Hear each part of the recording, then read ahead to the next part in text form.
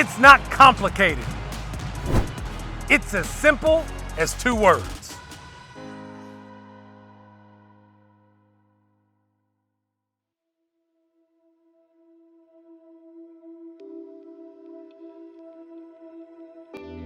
All right, here we go. I got 2 words for you today. 2 words, here they are.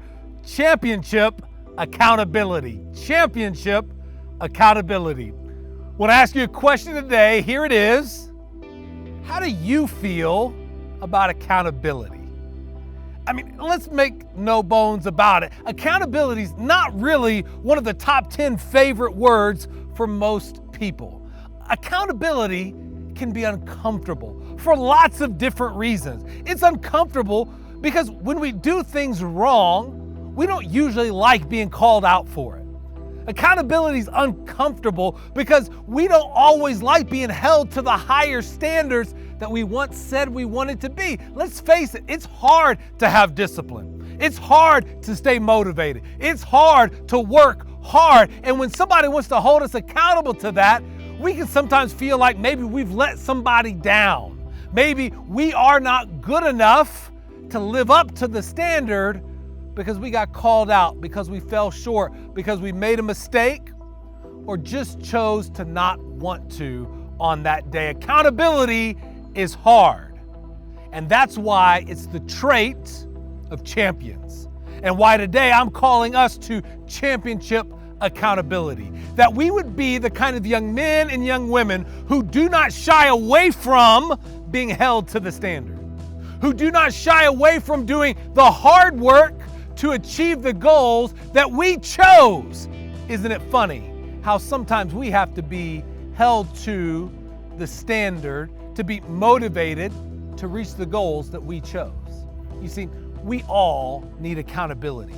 And if we want to win championships in sports and in life, then we need to have championship accountability. And championship accountability has 2 main ideas behind it.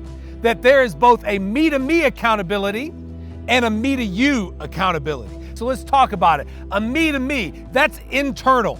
Championship accountability begins with me-to-me. That I am going to set a standard and I'm going to live to the standard that I said I would live, even when I don't feel like it. But how do you do that? Well, you make the commitment to say that just because I didn't get caught doesn't make it right. That just because I didn't get in trouble doesn't make it right. That I am going to do what I said I would do because I said I would do it. And that is a muscle, just like anything else. Just like in the squat or the bench press or the power clean, there is technique and there is strength that has to be built up over time. And so you begin with the little things, to do the little things you say you will do as a way of getting a rep. We get great at what we get reps at. That we would build the muscle of internal accountability, of doing what we said we will do. There are 1,000 different ways we can do it, but let me give you a simple example.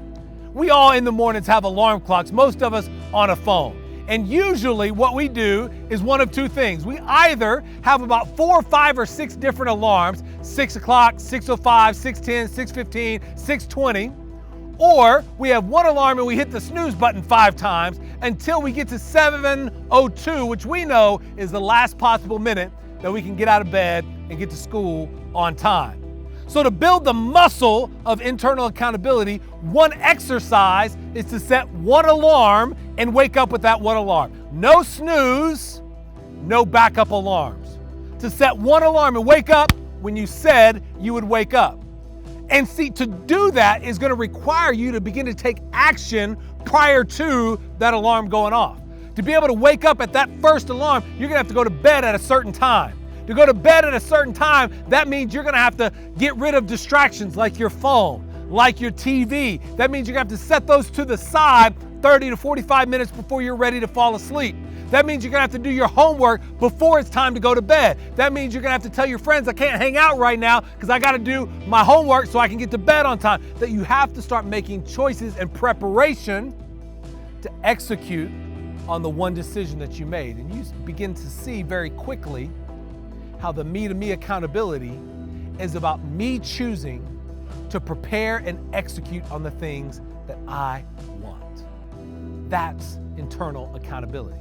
That you would do what you said you would do, and you do the work to prepare for it because you said you would. The alarm clock is one example. There's 1,000 others. You choose, but each day, find one way to hold yourself accountable and to build that muscle. Now, the second piece of championship accountability, the first is me to me. The second is me to you and you to me. That's to say that I'm going to willingly choose to take responsibility for you. That I am going to invest my energy into you. That I'm going to care about you and your goals just like I would care about my goals. That your success is my success and my success is yours. That when we have this me to you accountability, we start looking around and we go, look, you're not living to the standard, so I'm going to call you out. That I'm going to call you not just out for not living up to the standard, but I'm going to care enough to also come alongside you and help you get it right. Because I'm more committed and I'm more concerned about you than I am about being uncomfortable. You see, and that's what makes championship accountability a trait of champions. Because we become committed to one another more than we become committed to the goal. That it's not the goal that drives us. It's not the goal that I keep holding you, but it's that I'm committed to you and I want you to be your best. And so I'm going to be willing to hold you accountable. You see, championship accountability isn't just about doing what you said you would do. That's one piece of it. It's about committing to one another and holding each other to the standard because you love each other so much. And when you do this both ways, all of a sudden mistakes, they don't hold power over you. They aren't judgments on your value and worth. Instead, they become opportunities for you to take ownership, responsibility, accountability to grow and to get better. All of a sudden, when you get called out in a championship accountability setting, you are no longer worried about, does this mean that they don't like me? No, by them calling you out, that's the evidence that they do like you. More than that, that they love you and they're committed to you because they cared enough to call you out. That when coach coaches you hard, you don't view that as a sign of them not liking you. You view that as a sign of how much they care for you. You see, championship accountability is uncomfortable. And yet, it's in that uncomfortableness that we grow. It's in that place where we have to choose the standard over our feelings, where we have to choose to do what we said we would do, even when we don't feel like it, that growth happens, that discipline is built, that integrity becomes the foundation that your success is built upon. So listen to me, friends. I don't know what your goals and dreams are, big or small, short-term or long, but I do know this, that if you want to find success in the game of sports and the game of life, well, it's not complicated. It's as simple as two words. You got to have championship accountability. Let's have a good one today.